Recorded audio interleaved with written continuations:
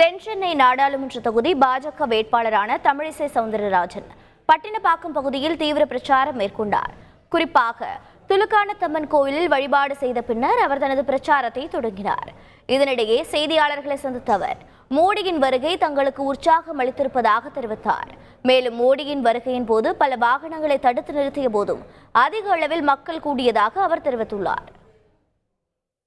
தினம் மரியாதைக்குரிய பாரத பிரதமர் அவர்கள் வருகை எங்களுக்கு மிகுந்த உற்சாகத்தை தந்திருக்கிறது.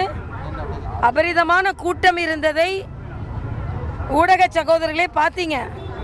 ஆனால் வேணும்னே திராவிட முன்னேற்ற கழகத்தை சார்ந்தவர்கள் கூட்டம் இல்லை அப்படின்னு ஒரு பிரச்சாரத்தை ஆரம்பித்திருக்கிறார்கள். அவர்களுக்கு இப்பொழுது பதற்றமாக இருக்கிறது. நேற்று வரக்கூடிய வாகனங்கள் பலவற்றை தடுத்திருக்கிறார்கள். அதையும் மீறி மக்கள் வந்திருக்கிறார்கள்.